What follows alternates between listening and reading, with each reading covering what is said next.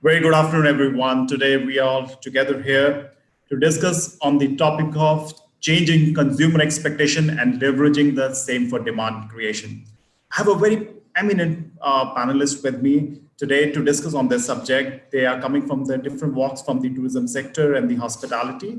Firstly, to start with, I have Ankush Nijwan, who is the co-chairman for the Wiki Travel Technology Committee, and he's the co-founder for TBO Group and the MD for Nijwan Group. Ankush, can I have your hi for the audience, please?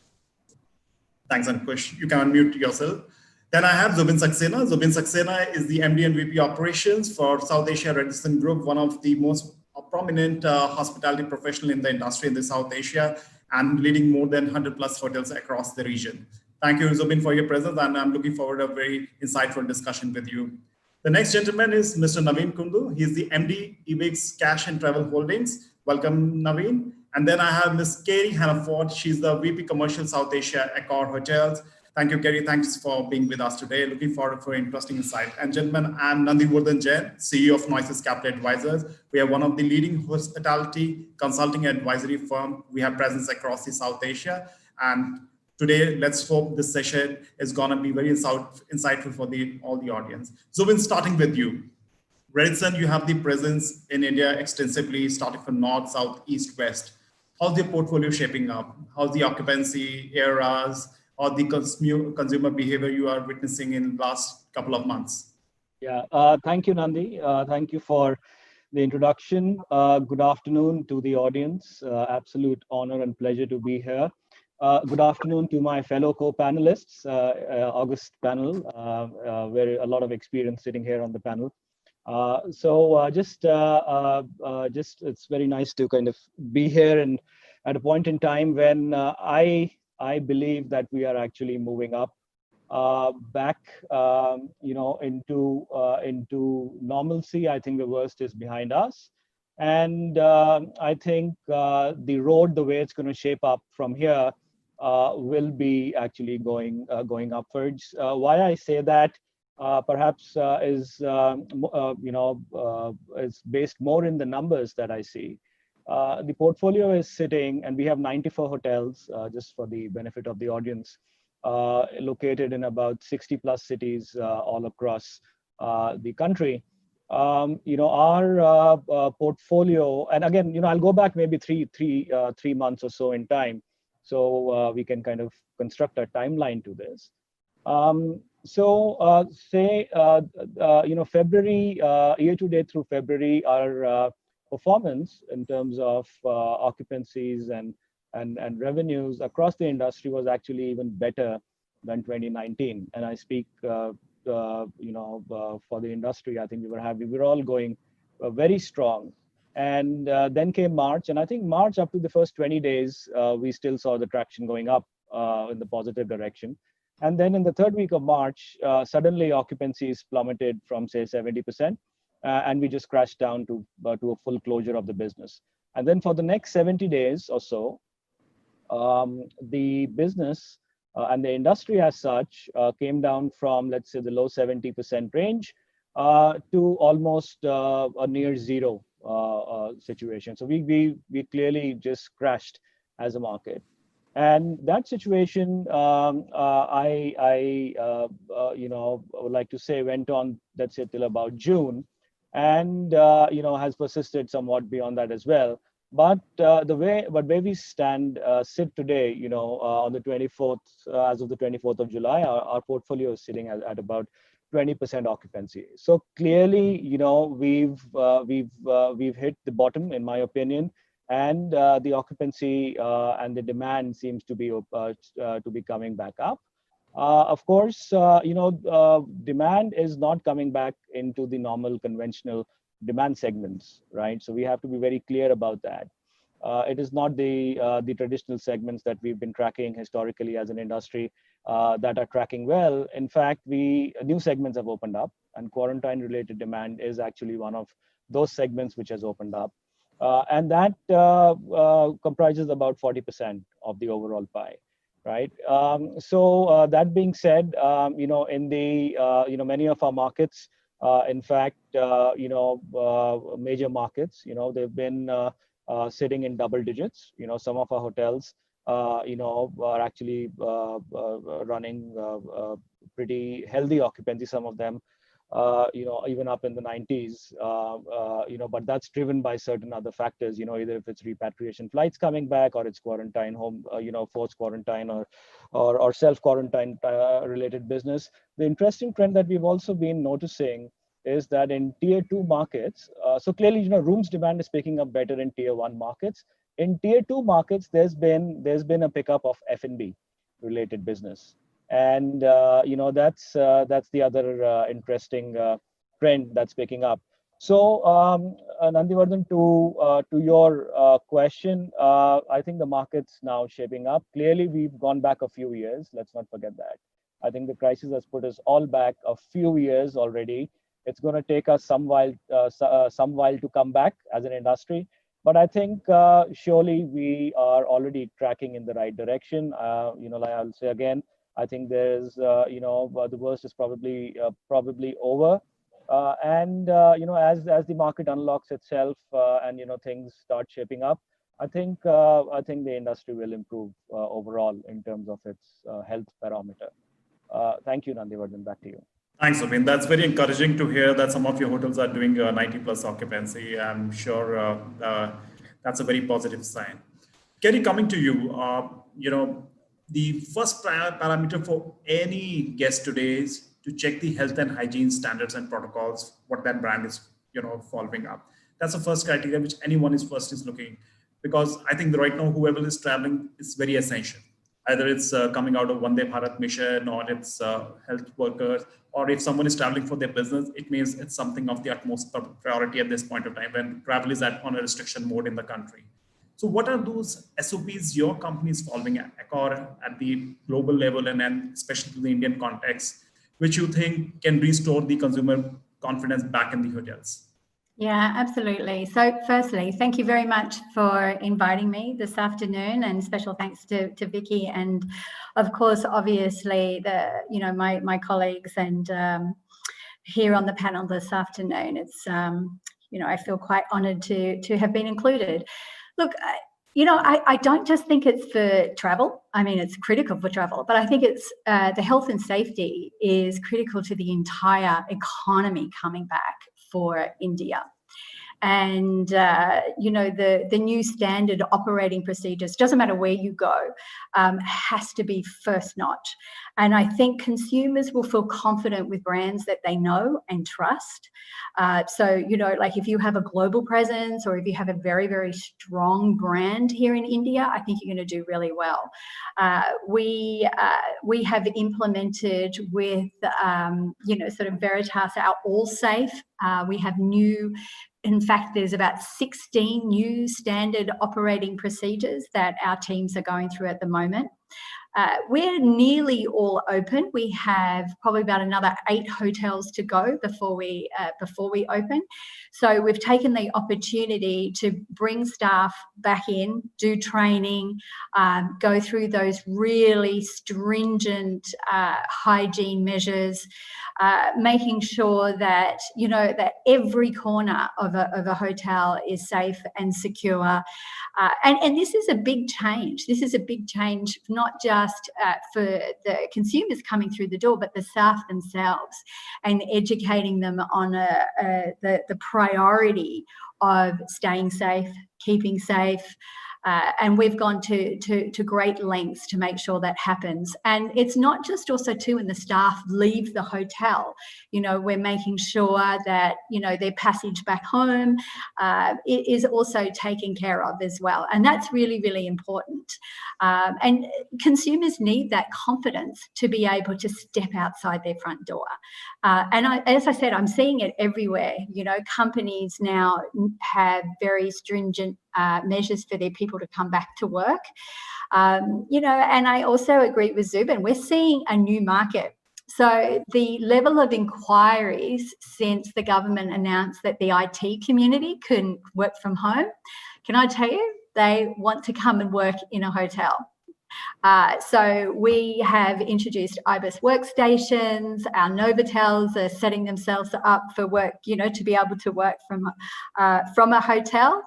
They can work in peace and quiet, but it's the safety measures that we have implemented and communicating on is what's making them drive that additional demand to kind of go, you know what, I think I'm going to be okay. I want to go and do this. Working from home is hard.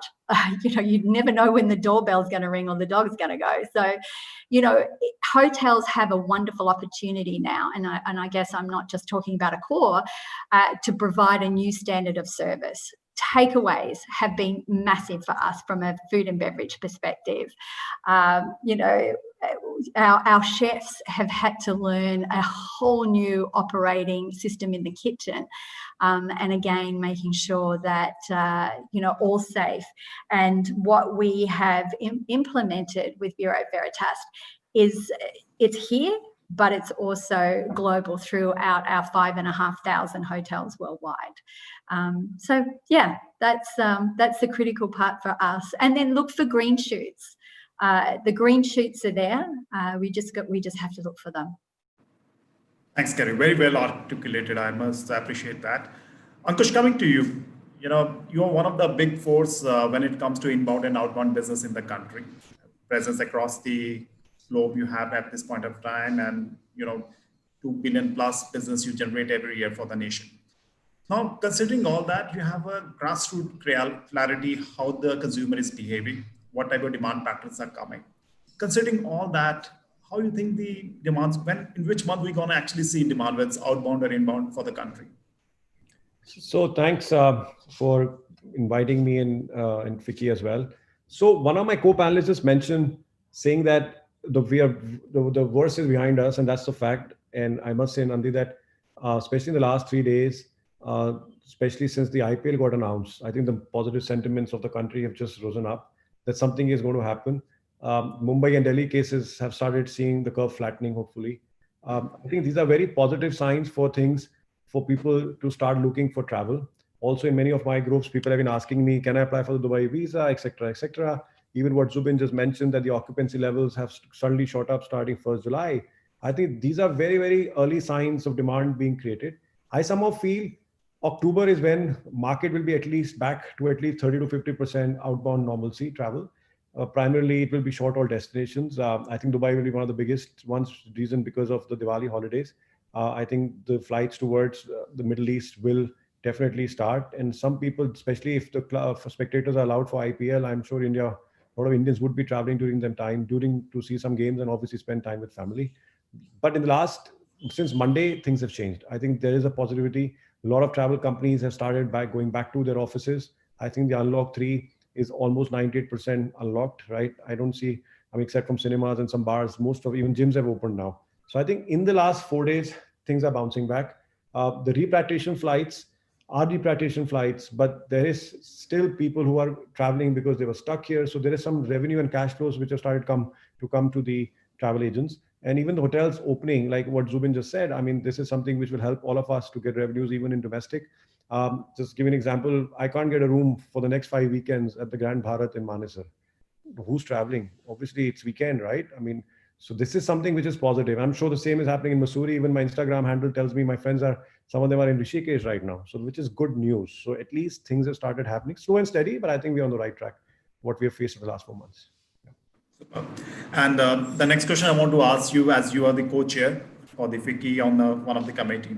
So please don't dodge it because it's related to the government. So what are your suggestions for the government for the demand creation for travel SMEs specifically?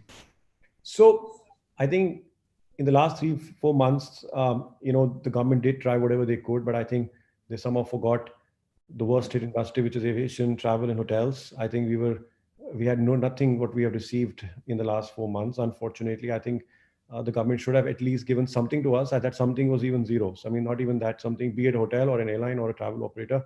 The SMSC, as you were saying, one of the question is how many travel companies actually qualify for that? I think the definition is clear, but I don't see many companies who are registered as an MSME. I think there should have been a travel tourism SMME separately, just for these probably till 31st March 21, for them to bail out the travel companies which are struggling. I mean, be it the GST moratorium, be it the income tax moratorium, the TCS or the TDS, because this would have definitely helped in cash flows. I know the moratorium came, but end of the day, you're still paying the interest end of the 6 months or 1 year. I mean, it's basically just postponing your interest. But if the holiday would have been given, at least that cash flow would have helped the travel agency to survive. I think working soft loan, working capital, which a lot of travel companies need, is something the government should have looked at. You know, with lower interest rates, so nobody converts into an NPA, because that's not the intent of many of the travel companies. I think the packages which were announced, the Prime Minister, that 1 crore package, etc. The question is, how many of us did qualify for that, right? So I think and plus, is travel fraternity a part of the SMSE? I mean, the definition, I think, is something which all of us are lost.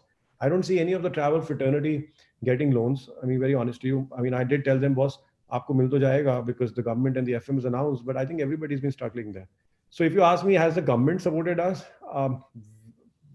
Almost zero, I would say. You know, where the other governments across the world have really stood by the travel and aviation industry, which I think the Indian government hasn't looked at us seriously. Hopefully, let's see what happens now. Hearing that another package is supposed to be announced. Let's see what is there in lines for us. Yeah. Thanks, Ankush. Thanks for your inputs. Naveen, coming to you. Every sector across the country is into a difficult situation, whether it's coming to demand shock or it's operational challenges. In your business, what are the challenges you are facing? And as a entrepreneur, how you're planning to revive all those businesses which are into trouble from in your verticals, I mean to say. Nandi, thank you very much for having me on the panel, and thanks, Vicky, for inviting me. As we would know, in medical terms, the whole industry is still in a coma.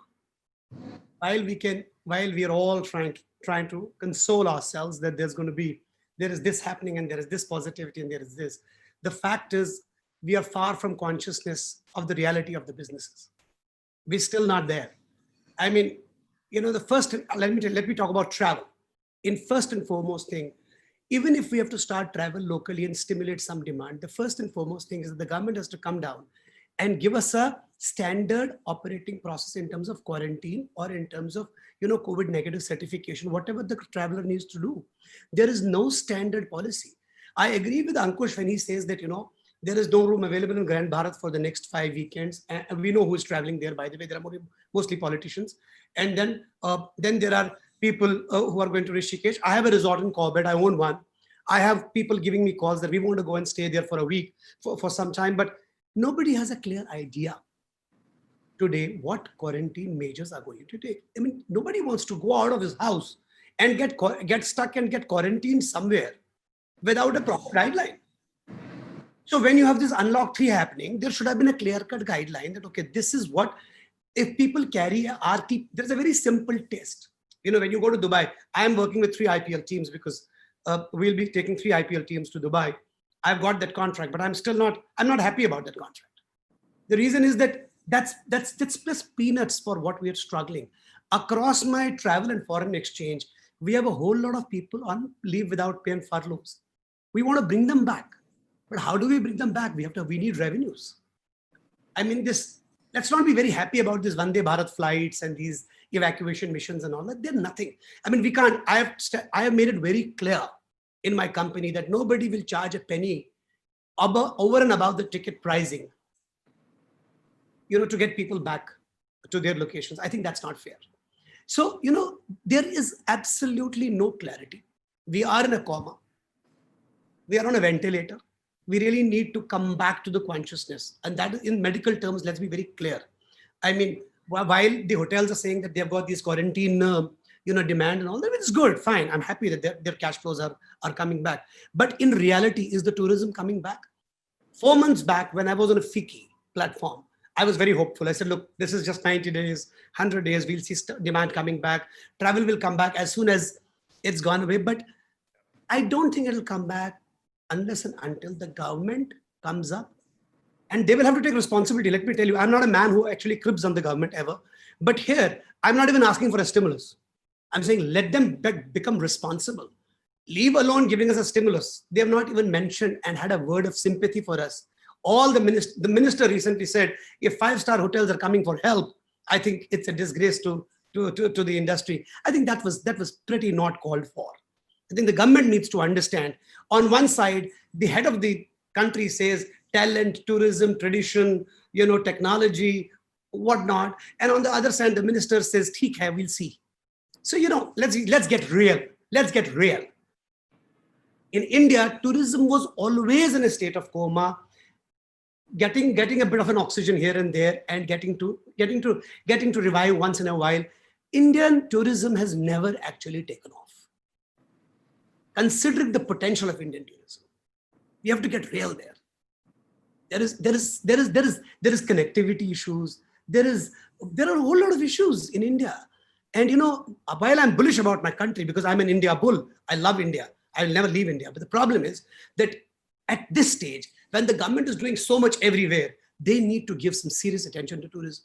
We can't get demand back. We can't get demand back till the time they lay out clear-cut measures of how to travel, when to travel, where to travel, what is the, why can't they just have a simple, certification process? Go get a RT-PCR test done and travel anywhere you want. No need of quarantine.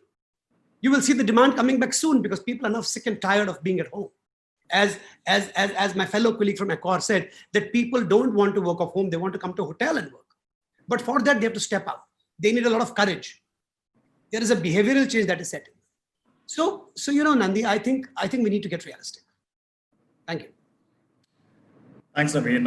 Very well articulated. And I must say that you have highlighted one point which is very important. We need a clear SOPs on the subject of Unlock 3. That's what's the important and very critical for the country to revive back, whether it's tourism or whether it's any other sector. I think that's crucial in the interest of the whole economy. So when coming to you, at this point of time, whatever interest you're seeing across the portfolio, especially for the leisure assets in the staycation and weekend getaway business. Well, these two are very big words these days, which are surfacing around all the social media, that a lot of people, whether as Ankur said on Instagram, some of his friends are putting up that whatever the opportunity you are getting in whichever states which have a better climate, people are still opting to go through road or through probably on the outskirts of your own city. So do you see any such demands happening in your portfolio as well? Well, I think what Naveen has said, all very, very practical point of view that he's put across, and I agree, we need to have a simple, practical, workable way of working for demand to grow, demand to start pushing itself through the country. And he's got a point, and I think it's a valid one. To answer your question, Nandi, leisure demand has not started picking up yet. Like I said, and again, I would like to clarify. Quarantine is a big segment in itself. But if I was to go pure play segments and say, whether corporate demand has started picking up or whether leisure started picking up, or staycation, yeah, I mean, in some cases, yes, here and there, yes. I mean, it is a segment that one cannot ignore. But unless we have the ease of travel set back in, I think it is not going to be what it should be. Please realize that India is an 87% domestically driven market, right? So when the market, and there is in this year, and I hope I'm totally wrong when I say this, but I don't see significant foreign inbound coming into this market, right? So if you have to capitalize on that 87% domestic demand, you need to be able to drive that demand with ease into the hotels, right? So that's my response to your question, Nandivardhan. I mean, besides that, what I can tell you as a brand which has where we have hotels across the length and the breadth of the country, and when we plot it out, we could practically be traveling down from I love to quote this example, from Srinagar all the way down to Chennai, and making 5-hour stops, and I think 70 to 80% of that journey you could probably only be staying at one of our hotels. So that is the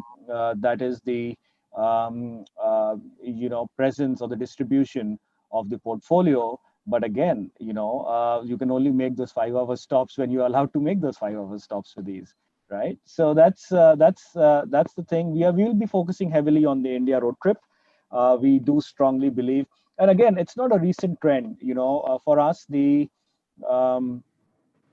domestic demand, domestic segment was always very strong. See, 50% of our portfolio is distributed in tier 2 and tier 3 markets, right? So this is not something that has suddenly hit us as a realization that, we already were working towards it. I think those trends will now become stronger. What I also believe is that out of this, eventually, there will be new destinations that will open up. So it's not only tier 2, tier 3. I would expect new travel destinations to open up out of all this. But yeah, for us, the road trip or drivable demand, drivable destinations is going to be a very, very relevant segment to explore.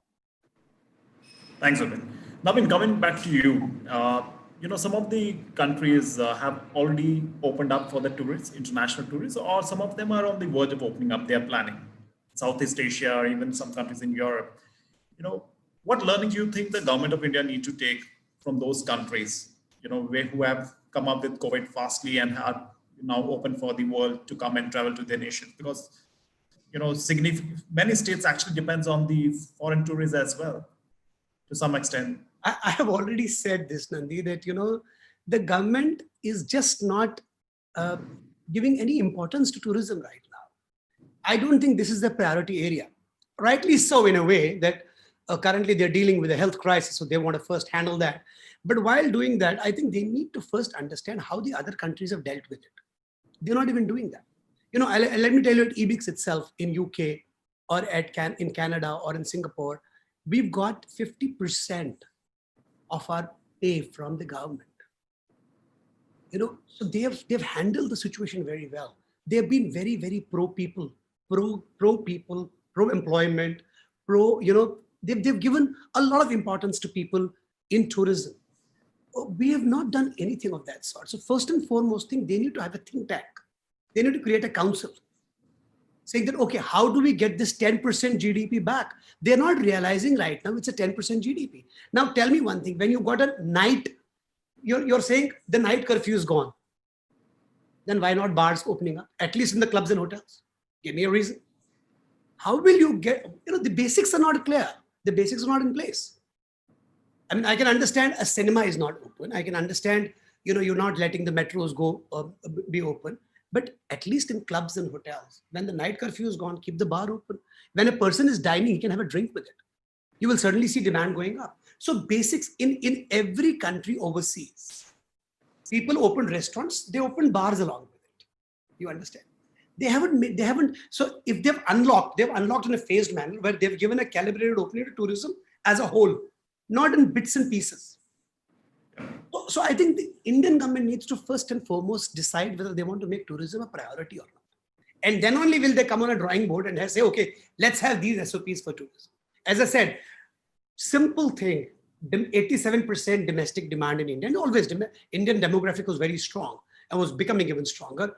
We have 10 million tourists coming in, but if we had gone by statistics and everything was fine, we would have had 50 million tourists going out of India this year between 2020 and 2021. Now, imagine that we are a domestic demand-driven country. We need to communicate to people, and we have got such mediums of channels and everything that, okay, just get a simple, these are the SOPs to travel within the states. So your staycations, your drive-away holidays, your private holidays, everything will start. Today, people aren't, let me tell you, people are trying. The sentiment is there, the intent is there to travel, but there are no SOPs. So government has to get that done.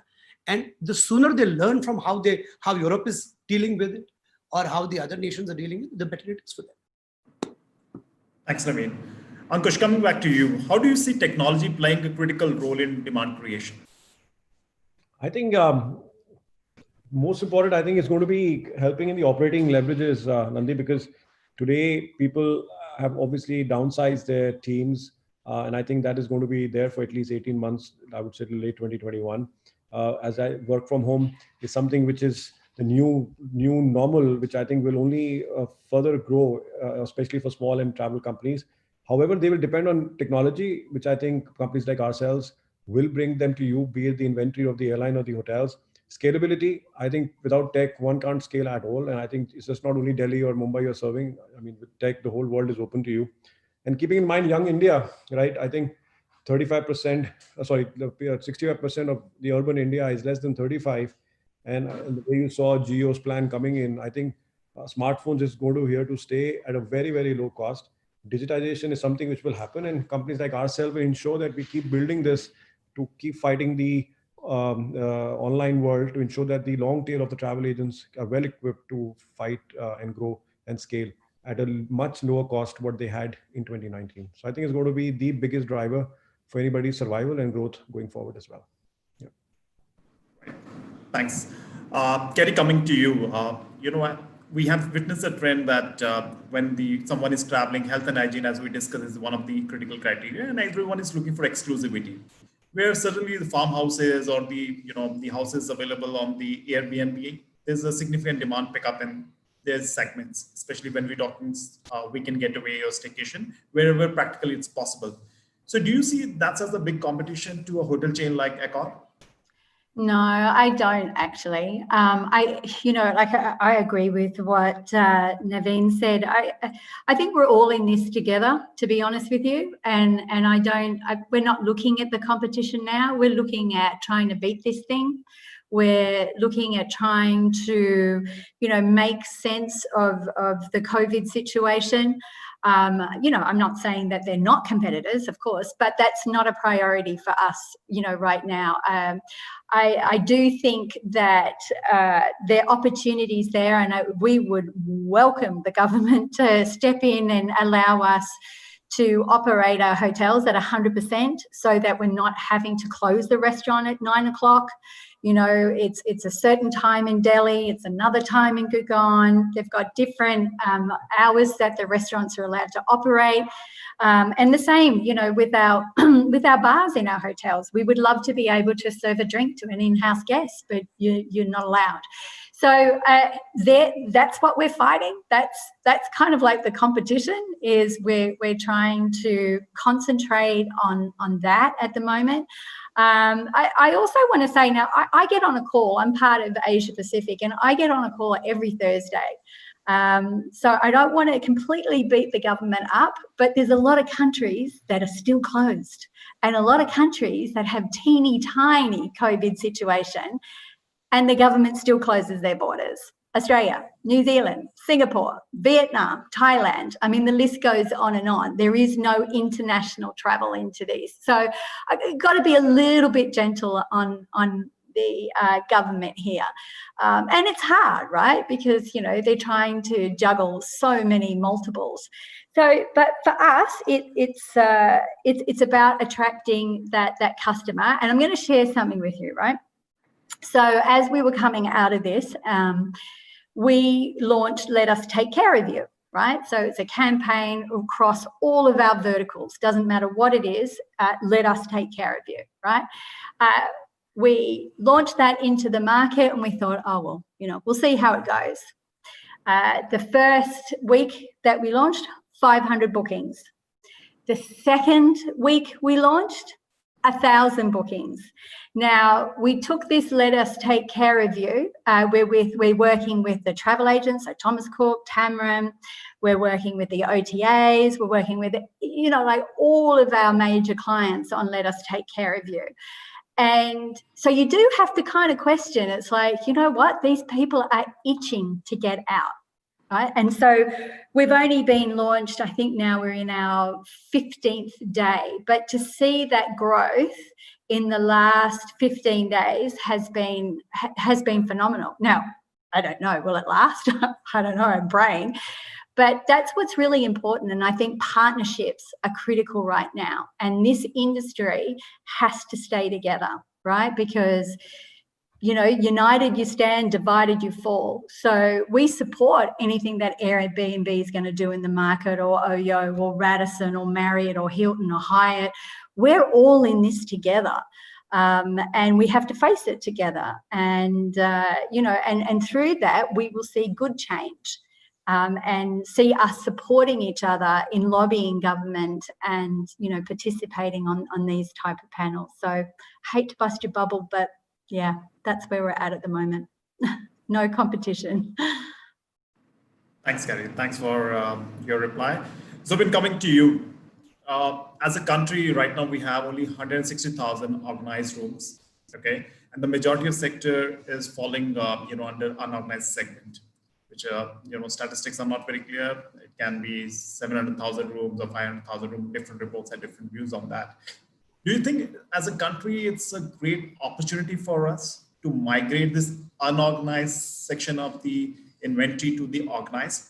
Because probably, as we all know, the health and hygiene, the foremost priority, probably these hotel owners or the operators in that particular space will be more inclined to get their asset converted and tied up with the organized player, or to set their own SOPs on place so that the guest is confident enough and they will get the due bookings what actually the demand drives for. Yeah, Nandi, thanks for that question. I actually also do believe that this is the time for all of us to be together, right? So it's not about us stealing market share from an unbranded hotel, or trying to compete with Airbnb and the likes. What are we fighting over? I mean, there's nothing much out there to fight over anyways, right? So we have to stand strong together as an industry. And I think if an unbranded hotel or if an Airbnb does a campaign around hospitality and tourism, I think that comes to the benefit of the industry at large, right? So I would hate to sound opportunistic. It is not the time. I think this is the time when we all step up and so really support each other. So that's my response to that. The other piece, which I would like to actually delve into a previous question, just to add on my comment to it as well, is to what one of the other panelists said. It is a country of 1.5 billion, right? And we are all learning together through this, including us and the government as well, right? So I think always there could be things which could be done better for all of us. But I think overall, all said and done, we are still moving into a positive direction. So right. So in terms of SOPs and all that, I think eventually, hopefully, will come through. But let's also wear a little bit of an optimistic cap. And I think there is, to Kerry's point, I think the government has done, it's bit, in that sense as well. And we're all learning in this together, I mean, achieving perfection in an environment which has 1.5 billion variables, and it's always difficult. So I think that's my point to that as well. So Nandi, that's my response to your question. Although brands, I think they come with their own brand promise and trust. So, but I think this is the time for all of us to be standing strong with each other. Thanks, Abhin. How do you, Ankush, coming to you, how do you see supply chain reaction and future negotiations with airline and hotels? Eventually, business is going to move on, so it's very critical. So I think if you see around, the fraternity has really suffered because a lot of money, which was due to the travel companies, be it large, small, or medium, has not happened. The receivables are still pending. I think the force majeure page, which most of us never read in our lives, is something which has come in play and will continue to be very well read by everybody going forward. God forbid if COVID happens or something like COVID happens down the line. I think today the supply chain needs to give bank guarantees now to large operators, because I don't see any operator, unfortunately, going bankrupt, but I've seen many supply which has gone bankrupt via airline, and few of the small standalone hotels today who have no cash flows and revenues and the money which they owe to the travel fraternity. I think that's something which you will see the change happening. Or a lot of business will be done upfront, both sides. I think that's something which is going to stay away, at least for the short term and medium term. I don't know about long term, things can change, but the force majeure definitely something will be one clause which I will read for sure forever to ensure that things which were not there should be added. God forbid something happens like this again. Second is the the margins. I think it should improve, at least in our fraternity, because a lot of people today who do not have the cash surplus and reserves have struggled. One, they did not get any support from the government on the working capital needs or whatever they had. On the other side, the P&L was not good. The balance sheet did not have cash. They have struggled. So I think people sense will prevail. Margins will become better, hopefully, so that people are ready for something like this if it happens again. The pie will shrink for the next 18 months, but the takers will also be lesser. So that's something which I think is going to happen till 21 for the next 18 to 24 months. The refunds and the incentive policies need to be relooked at, which I'm just reiterating it again, because that is something which is very, very important. Because a lot of customers are complaining, not realizing that the money is due from the airline, not from the travel agent. And they're actually beating and bashing their travel agent for no fault of his or her, because it's not come from the main supply. So how can she or her can refund that amount back? And also the supply will not depend more on the distribution. I think for a hotel and airline now to penetrate of the whole of India is not going to be possible, because they will also be short of staff. Downsizing will happen. And that's where companies such as ours will be used more to distribute further into tier 1, 2, 3, 4, 5, 6 cities. Alliances surely will happen. I think people who never looked eye to eye, be a hotel, an airline, or a OTA, or a travel company, will start talking to each other more, align together, and see if they can negotiate better and even control their policies of discounting, etc., etc. Competition, I know Kerry just said there's no competition right now. I can promise you 2 years down the line, everybody will forget COVID. Everybody will fight to get the share back. So all these lovely alliances, what we are formulating, I think is a matter of 12 months. Life will go back to normal. People will go back to fighting their own business. And then every $100 of a room night or every 1% of what Naveen and I do will not be looked at. Everybody will fight for their share. Yeah, can't wait for that to happen. Yes, So, exactly. Can't wait. But Bring it on. But the alliances will continue. Yeah, Absolutely. Ankush, I think to your Definitely point, bring it on. exactly, and Everybody excited, huh? Great. Okay. no, absolutely. It's It's a nice business-driven to, question, so you know, everyone is it's, active now. Absolutely. It's nice to compete with each other, but in a healthy competitive spirit. Absolutely. I think that's the most important bit. Right now it's time to support each other, and that's what we should be doing. Yeah. Just by adding one more point here, and that's what Ankush said, is I still feel that the income, the per se income levels of businesses will shrink for the next 18 to 24 months. Yeah. It'll not be the same. So again, I talk realistic. Again, people have to be ready for it. But my only worry is, and my only pain point is, the people connected to this industry are taking that hit, and that's the irony. I don't want people in this industry to take a hit, because you see, a lot of people are losing confidence in building a career in tourism. God forbid, they're already getting ready. As Ankur said he wants to read a page on that force majeure page again. My point is that, a lot of people are now shifting careers from travel, tourism to different industries. And that's sad. That's really sad. So realistically, I think the first and foremost thing the industry has to do is to get together and safeguard the people, even if we give them minuscule compensations. But I want to get the people of this industry together and say, stay in this industry and don't leave the industry. Thanks, Naveen. We are opening up the platform for the questions from the audience side. And Ankush, a couple of questions have been directed firstly towards you. So the first question is, has the COVID leveled the playing field for small tour operators? Or do you think they're still going to align with the larger players in the market? For answer to the first question, level playing field for everybody. We've all gone back to ground zero, and we're all building up from there on. I think this dependency of the small companies will be higher on the companies such as ours, because to come back to the levels what they were is going to take some challenge, because be it working capital, be it cash flows, be it bank guarantees, etc. So I think the dependency of the smaller players will increase on companies like ours, and that's what we are gearing up. And as we always serve them to our fullest in the last 20 years, nothing will change from our side. We'll always do our better to ensure that they survive and make more money for themselves, and obviously in turn for ourselves. Absolutely. Yeah.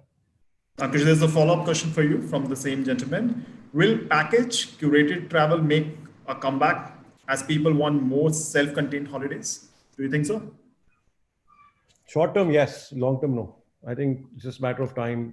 When the vaccine is announced, everything, all these questions will be back to will in the dustbin. I think everything will come back as it is. So, but yes, self-contained will definitely happen. It'll be a little trend, a change in trend, I would say. But it'll be one of the important segments of the travel. But it won't be the segment. I think in 2021. It's just for the short term, in my opinion. Yeah. So there's a question from a student, Kerry. I would like you to take this. Is the future secure for hospitality industry for freshers who are going to enter in the hotel industry, this batch and the next batch? Very important. Yeah, absolutely. And this is to Navin's point, right? So, we're doing everything that we possibly can to hang on to our people, and making sure that, the measurements that we're doing. Now, will it look the same? It may not. We have to be a little bit more innovative. For sure that there's, you've got to think a little bit more out of the box. There might be more multitasking. They might be responsible for multiple aspects. I think training and development is key, and critical. And we continue even now with our talent and culture department, making sure that our teams are doing their online universities, that they're completing all of the different programs, whether it's digital campus, sales campus, food and beverage service. So that's really, really important. And we don't want to lose a younger generation. We want them to see a magnificent career, in this industry. It's a global industry. And so many of us have had wonderful experiences coming through the tourism and hospitality industry, and we don't ever want to lose that. So my I guess last thoughts on this is hang in there.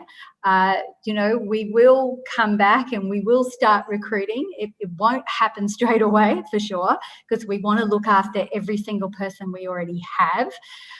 But yeah, we definitely see a future in tourism and hospitality, and we're not going to give up on our investments, and we're not going to give up on our education, on our academies. Thanks, Gary. So, Ben, one question for you from the hotel owner. He said that I was doing a very comfortable job in the United States. I left my job there because I was passionate for my country. And I invested in the hospitality, opened a boutique hotel in one of the metro cities, was doing reasonably okay. But when all this pandemic started, I was expecting government support, okay, which we all know what is happening. But now we fully have to be dependent on ourselves. His question is on the cost side, what's your advice? How to control the cost? And is something can be done to revive business in a short run? Yeah, alternate revenue routes? Sure. So, we have, I can tell you, we had about 23 hotels open in the month of June. And of those 23 hotels, we were able to break even on about 13 or 14 hotels.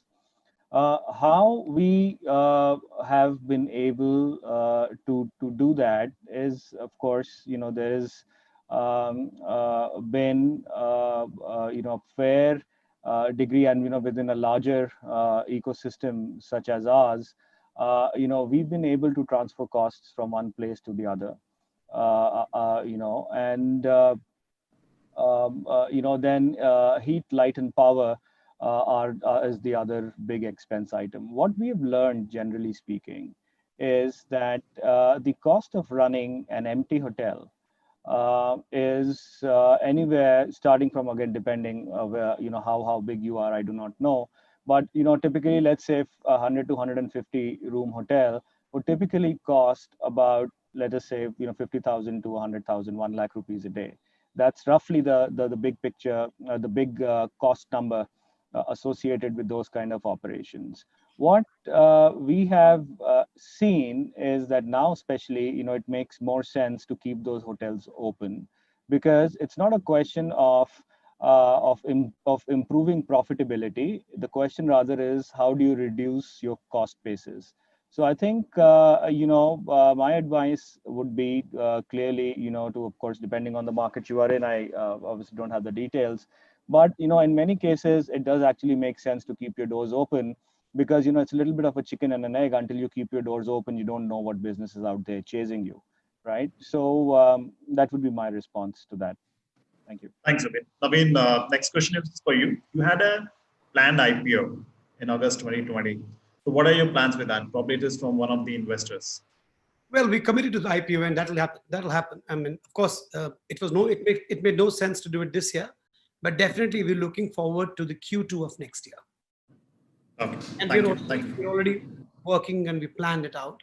Hopefully, because most of our businesses in other verticals of the company, whether it be technology, be it wealth management, lending, be it our Trimex bus exchange business, everything else has come back to 100% normalcy, and we've done well there.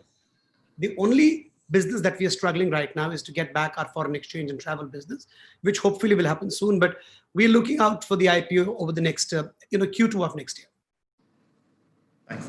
Zubin, one more question for you from the hotel owner. They're asking that from the OTA perspective, they take 15 to 25% of your turnover.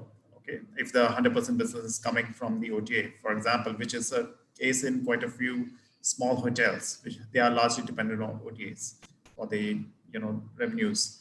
So, what type of relief you are expecting that the OTAs may be open to give up?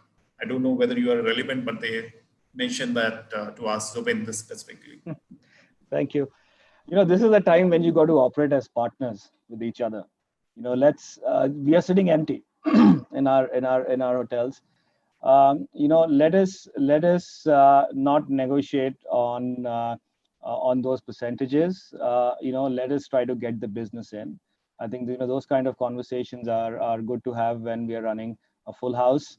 And right now, I think the cost benefit of having an additional incremental room reservation hit your system through an OTA is much more than us negotiating on 2 or 3 or 5% on commission. Thanks, Zubin. Yeah. The next question, any one of you can take it. Singapore Tourism Board has appointed KPMG and EY for auditing the hotels and certifying the basis for the health and hygiene and practices and SOPs to rebuild the trust with the customers. Do you think the Indian government also need to do something similar rather than private entities are taking initiatives on their own, whether it's a hotel chains or OTAs? Ankush, would you like to take it, or Naveen? I think Let Ankush answer, then I'll tell you. Yeah. Okay, sure. Honestly, does it need to? I don't think so. I think there are many capable people in our own industry to actually, help the government to get the SOPs or anything what is required. I think there is ample talent amongst us, with the key stakeholders in the whole travel ecosystem, personally. And I don't see. KPMG can definitely advise you, but I think people who are running businesses and experiencing challenges can definitely probably, comment better on what is happening and what should be done. It's basically a theoretical versus practical choice, I think. So I think there are many, Naveen and I can probably teach a lot of people and the government what needs to be done, and both of us haven't been to any Big Four ever in our lives, right, Naveen? Yeah. So I'll tell you what, I think we don't really need to go and be very stringent about these norms and appoint these Big Fours, but yes, a simple standard document from ICMR can come out and be circulated to the industry and large. And I think they've done that in the recent past. But having said that, I think what needs to be emphasized upon is not just the safety aspect of this. I think that's given. That should be taken as given these days. But let's get back to revive the confidence of people by saying there is a smile, though it's behind the mask these days, but tourism is the same. Hospitality is the same. Come and look forward to an experience. Health and safety is given. I'm sure from a small little, restaurant outlet to a large hotel, I think everybody is been insisting and harping on the fact that we are now following all the measures. So I think that's given. But what we need to do, and which I think I'll request my fellow hoteliers and everybody else to do and follow, is go back to the experience coefficient. Tell people that, look, you will, as Carrie said, let us take care of you. So let's take care of you. Let's tell the clients, let's take care of you, because that's important. Health and certification is probably a given norm nowadays. One more question for you. With international borders shut across all the countries, and there are only few travel bubbles created between few countries, and many countries are yet to create one. With restricted international travel, how is the forex business expected to turn out, and what is your outlook on the same from 6 months and 12 months perspective? See, forex business is going to, unless and until the international travel revives completely and we create more travel bubbles within the countries, with different countries, it's not going to come back to the normal levels. However, forex business is still happening because there are people who are posted outside from various IT companies. There are people there are students who are studying abroad. They may be doing online right now, but so a part of the forex business is already operational and happening. But to get it back to what it was, I think 12 months. Thanks, Naveen. There are a few more questions, but I would like to take your closing remarks. So from all of you, please give your advice, one advice to the government, one advice to the hotel owners, and one advice to the guest. We are starting with you, Naveen. Nobody is more influential than the other or less influential than the other. I think what we need to do is we need to stand together and go back and revive the confidence of the public. I mean, that is most important. And for that, I think together we need to create a document, whether it's travel agents, hoteliers, and anybody, circulate that document across social media saying that hospitality, travel, and tourism industry in India stand united, and we do everything in the interest of the guest. I don't think we need to really go back to the government for anything much because I don't really. I may sound pessimist, and moreover, government has other parameters to deal with right now. There are so many parameters to deal with, so let them deal with that. Let them deal with the health and safety measures. But I think together as industry, we need to revive the customer base. So there should be a common platform created. There is a very easy way of communicating these days with the guests, saying tourism industry in India is there for you, and we care for you, and come back. That's right, Naveen. But every stakeholder has his own role, whether it's the government because they control the policies and the other time execution as well. That I said in the beginning, in the first answer, that a standard simple RT-PCR test certificate should be carried by guests not later than 72 hours to 96 hours and should be able to freely travel now. With Unlock 3, I think that should have happened already, but still there are different quarantine measures, so that needs to come back. Thanks, Naveen. Kerry, coming to you, your advice to the first government, then the hotel owners and the guest. Okay, so what I said before, I think, and I totally agree with Navin, that we need to just have a little bit of consistency just so that we can help that messaging with the consumer. You know, a restaurant's open, it's closed, the bar's open, it's closed, state by state, hotel by hotel, etc. So if we just had some operating consistencies, that would be really good. I really, really like the industry promise. You know, you can use my tagline if you want, let us take care of you. But I think that's really important. Like, we're all in this together. And I think if we can demonstrate that to consumer and just have a promise, I guess, if you like, that we will let us take care of you. So to give you that confidence to be able to come back and hang in there, you know, just really, really hang in there. Like, all is not lost. We're not out of the woods, not by any stretch of the imagination, but there are green shoots. So hang in there, stay with us. You know, it's all about partnerships now, and let's just lean in. Let's lean in together and, stay a little bit stronger. Thank you. Thanks, Kerry. Zubin? Thanks, Nandi. My advice to the government would be, it would be lovely to see an Incredible India 2.0 campaign come in. I think they can really play a critical part in rebuilding travel confidence. And that has to come back first and foremost for demand to kick in. So, an advice and a request as well. I think Incredible India 2.0 is a campaign, you know, which, or something like that, they can call it whatever, but, you know, we need to have a confidence building campaign. And domestically, like I said, you know, India is going to be a major domestic market, so it's going to serve us well in the long run. For the ownership community, I'll say that from the point where I started, I think the worst is behind us. The numbers speak so. That's not just an opinion. We need to hang in there and take care of your people. It's very important. Human capital in our industry. There are employees, colleagues who've really made us, a lot of profitability in the past, and they've really supported us. This is time for us to support them back. So, and again, things should be getting better from this point onwards. So I think, hang in there. And lastly, to the guests, start traveling a little bit more. What I can assure, on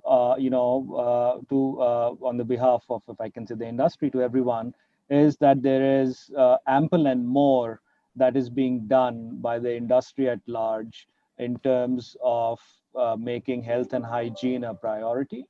There is extensive protocols being adopted across all players, and everybody understands that factor now. So have some faith, have some trust, and we are there to serve you as an industry. Thank you. Thanks, Zubin. Ankush, last 30 seconds for you. So I think I echo a lot what Zubin said. I think, and not only government, I think all of us need to kind of ensure that we control the damage control in the both inbound and outbound industry.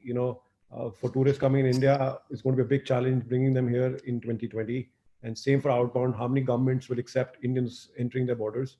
I think that's something that needs to be managed. And I think the unified quarantine policy that Naveen had mentioned is very, very important for domestic travel to pick up. Because suddenly one day you get to know Tamil Nadu is locked down, the next morning Meghalaya is locked down. Obviously, it creates a lot of mental, psychological imbalance for everybody to travel. I think that's something which is very, very important. And I think SOPs for hygiene in hotels is people will pay an extra $1 or $5 or $10, provided they know that they're going to go that extra mile, be it any hotel, branded or any standalone chain. I think is going to play a very, very important role for people to get the confidence back when they're traveling within India or overseas. Cool. Thanks, Ankush. Thank you, Naveen. Thank you, Kerry. Thank you, Zubin. Thank you, Ankush, for your time. And special thanks to Vicky for organizing such a beautiful platform for all of us and for the audience. And we really had a great interaction with all of you. Thanks a lot. Thank you very much. Good luck. Thank you. Bye-bye.